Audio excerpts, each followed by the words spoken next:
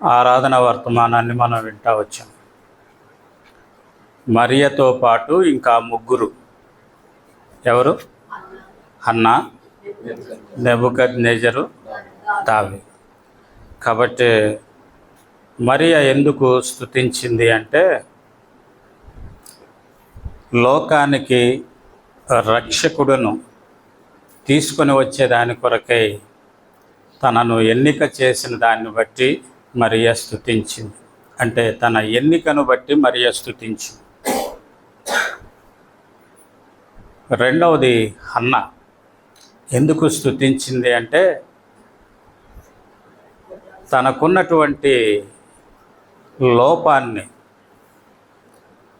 లేదా అక్కరని దేవుడు తీర్చిన దానిని బట్టి హన్నా స్తుతించింది. నెబుకద్నెజరు ఎందుకు స్తుతించాడు అంటే, తను ఏదైతే కోల్పోయాడో తిరిగి దానిని ప్రభు అనుగ్రహించిన దాన్ని బట్టి నెబుకద్నెజరు స్తుతించాడు. దావీదు ఎందుకు స్తుతించాడు అంటే, తన శత్రువు ఎదుటి నుండి తనను తప్పించినటువంటి విధానాన్ని బట్టి దావీదు స్తుతించినట్లుగా మనం చూస్తాం.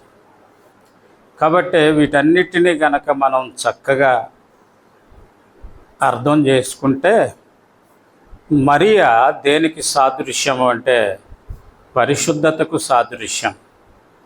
పరిశుద్ధురాలు కాబట్టి దేవుడు ఎన్నిక చేసుకున్నాడు. హన్నా ప్రార్థనకు సాదృశ్యం. ప్రార్థన ద్వారా తాను పొందుకున్నది కాబట్టి ప్రార్థనకు సాదృశ్యం. నెబుకద్నెజరు దేనికి సాదృశ్యం అంటే పశ్చాత్తాపానికి సాదృశ్యం. తాను పశ్చాత్తాపపడిన కారణం చేత తిరిగి తన స్థానం తనకు ఇవ్వబడింది. దావీదు దేనికి సాదృశ్యం అంటే పరిణితికి సాదృశ్యం.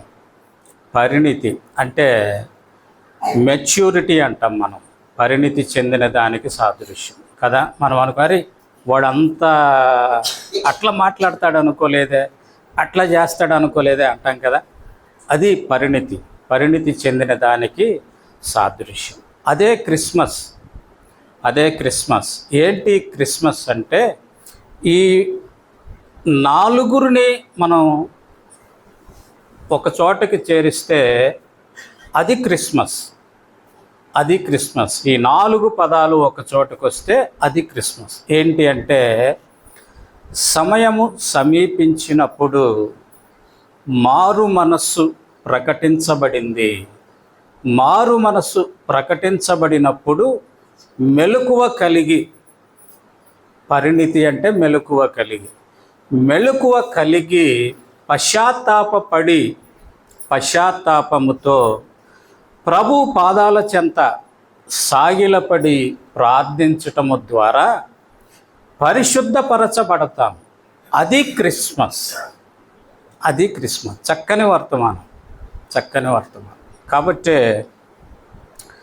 ఆ రీతిగా దేవుడు మన జీవితాల్లో కూడా ఇట్టి 4 అంతల అనుభవాన్ని ఇచ్చి, క్రిస్మస్ యొక్క అనుభవంలో నీవు నేను కూడా పాలిభాగస్థులం అవటానికి ఇచ్చిన దేవుని కృపని బట్టి మనము స్తుతించే వారంగా మనం ఉంటా ఉన్నాం.